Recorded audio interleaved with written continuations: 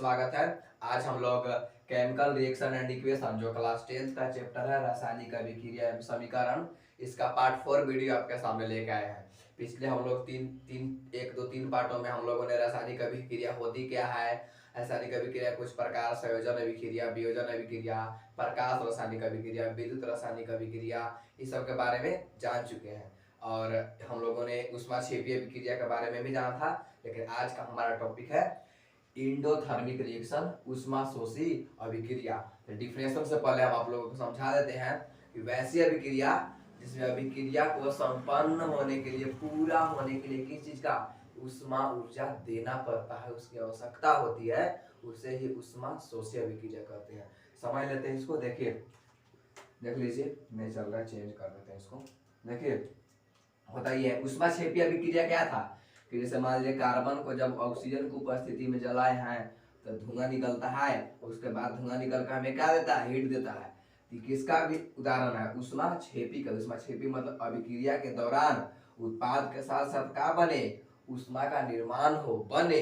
लेकिन ऊष्माशोषी में क्या होता है, ऊष्मा देना पड़ता है। अभिक्रिया को पूरा होने के लिए हमें खुद से ऊष्मा देना पड़ता है। मान लीजिए कैल्शियम कार्बोनेट है, CaO और CO2, कैल्शियम ऑक्साइड और कार्बन डाइऑक्साइड तभी टूटेगा जब हम लोग अपने से इसको उचित ऊष्मा देंगे, उचित मात्रा में हीट देंगे। यहाँ तक क्लियर है। अब डिफिनेशन क्लियर रहता है, क्या बोलता है ऊष्माशोषी अभिक्रिया। वैसी अभिक्रिया जिसमें अभिक्रिया को संपन्न होने के लिए, अभिक्रिया को पूरा होने के लिए क्या डालते हैं जी, ऊष्मा ऊर्जा की आवश्यकता होती है अपने से। इसमें निर्माण नहीं होता, निर्माण होता था ऊष्माक्षेपी में, लेकिन इसमें संपन्न होने के लिए हमें खुद से क्या देना पड़ता है, ऊष्मा ऊर्जा देना पड़ता है। क्या देना पड़ता है, ऊष्मा ऊर्जा देना पड़ता है, ऊष्मा ऊर्जा। ठीक है, ऊष्मा ऊर्जा की आवश्यकता होती है। इस अभिक्रिया क्या बोलते हैं, ऊष्माशोषी।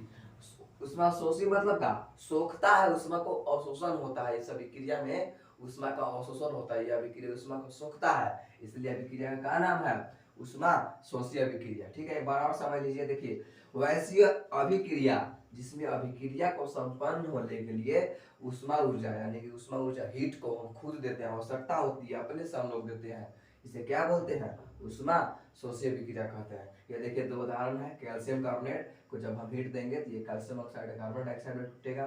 फिर देखिए, ये आयरन सल्फेट है, जब इसको हम हीट देंगे तो आयरन ऑक्साइड SO2 और SO3 में टूट जाएगा। देखिए, ठीक, वियोजन में हम बना था, जो एक है वो एक अकेले टूट के क्या बनाएगा, दो या दो से अधिक। देखिए, बना है एक अकेले, दो में टूट गया।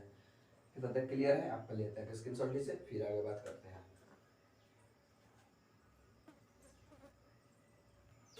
तो आइए अब हम लोग केमिकल रिएक्शन एंड इक्वेशन का अगला रिएक्शन पढ़ते हैं, उदासीनीकरण अभिक्रिया, न्यूट्रलाइजेशन रिएक्शन। ये डिफिनेशन से पहले तो समझ लेते हैं ये होता क्या है। ठीक है, देखिए, न्यूट्रलाइजेशन रिएक्शन होता क्या है, जब कोई अम्ल, देख ली अम्ल का उदाहरण कैसा था, अरे यार रुको,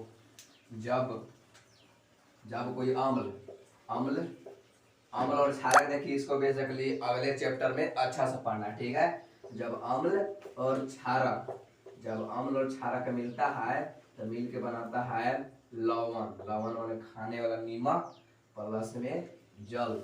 तो इसी प्रोसेस को क्या बोलते हैं, उदासीनीकरण अभिक्रिया बोलते हैं। जब अम्ल और क्षारक मिल करके लवण तथा जल का निर्माण करते हैं तो इस पूरे प्रोसेस को, इस अभिक्रिया को क्या बोलते हैं, उदासीनीकरण अभिक्रिया बोलते हैं।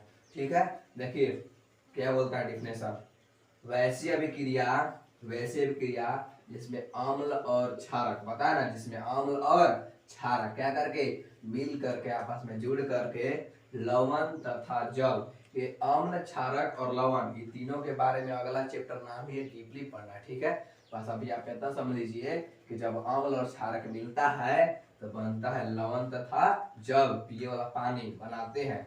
उस अभिक्रिया का बोलते, उसे क्या बोलते हैं, उदासीनीकरण अभिक्रिया बोलते हैं। फिर से देख लीजिए, वैसी अभिक्रिया जिसमें अम्ल और क्षारक मिल करके आपस में जुड़ करके क्या बनाते हैं, लवण प्लस में जल बनाते हैं, तो उस अभिक्रिया को बोला जाता है न्यूट्रलाइजेशन रिएक्शन, उदासीनीकरण अभिक्रिया।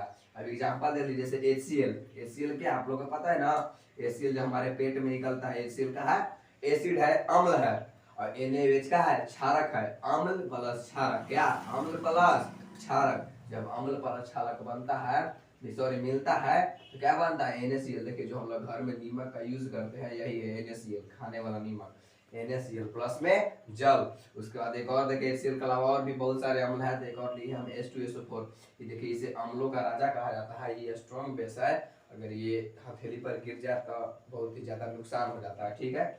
H2SO4 प्लस KOH, ये दोनों स्ट्रॉन्ग, ये स्ट्रॉन्ग अम्ल, अब ये स्ट्रॉन्ग बेस, स्ट्रॉन्ग क्षारक, ये भी स्ट्रॉन्ग अम्ल, ये भी स्ट्रॉन्ग क्षारक। जब अम्ल प्लस क्षारक मिला तो बनाया K2SO4 का लवण प्लस में जल। तो देखिए डिफिनेशन बैठ रहा है ना कि जब अम्ल तथा क्षारक मिल करके क्या बना, लवण तथा जल बनाते हैं, इस अभिक्रिया को, इस प्रोसेस को क्या बोला जाता है, न्यूट्रलाइजेशन रिएक्शन, उदासीनीकरण अभिक्रिया। तो क्लियर है, तो स्क्रीनशॉट लीजिए, फिर आगे बात करते हैं। आगे अब तो चलिए अब हम लोग बात कर लेते हैं सक्रियता श्रेणी के बारे में, क्योंकि इसी के सहायता से हम लोग displacement reaction, displacement reaction reaction, इसी की सहायता से डिस्प्लेसमेंट रिएक्शन को हम लोग समझेंगे। अगर ये याद नहीं होगा तो हमारा डिस्प्लेसमेंट रिएक्शन नहीं बन पाएगा। तो चलिए हम लोग समझते हैं कि होता क्या है, ये ऊपर से नीचे की क्या मतलब है। फर्स्ट में देखिए पोटेशियम है, पोटेशियम सबसे ऊपर है, इसका कहने का मतलब है कि जो पोटेशियम धातु है नीचे से जो सबसे ज्यादा अभिक्रिया है, सबसे ऊपर है वो सबसे ज्यादा अभिक्रियाशील धातु है, ठीक है। सबसे ऊपर कौन है, पोटेशियम है, फार्मूला के होता है ऐसा, ऊपर रहने का मतलब है कि जो पोटेशियम है उस सब को उसके यौगिक से हटा सकता है, सबसे ज्यादा रिएक्शन तेज करता है, क्रियाशील है। उसके बाद है potassium, potassium sorry sodium, first में तो पोटेशियम था, सेकंड में सोडियम, सोडियम सेकंड में है, इसका मतलब सोडियम से नीचे जितना भी है वो सबसे अभिक्रियाशील ज्यादा है, केवल पोटेशियम से है से थोड़ा कम है, लेकिन सोडियम के नीचे जो भी है, सोडियम, इन सब सोडियम के नीचे जो है वो सबसे अभिक्रियाशील का है, सोडियम है।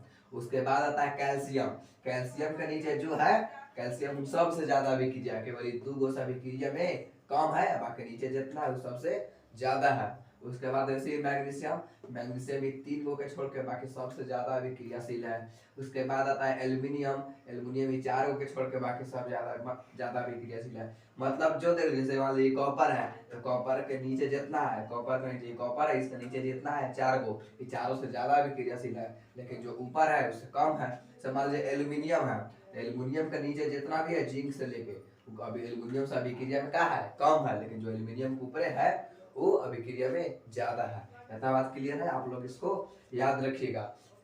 Potassium, sodium, calcium, magnesium, aluminium, zinc, iron, tin, lead, hydrogen, copper, पारा, चांदी, प्लेटिनम और सोना। इसका एक ट्रिक है, कहो न का मगर अल्लाह जाने, कहो न का मगर अल्लाह जाने, फेमस नाम पब्लिक है।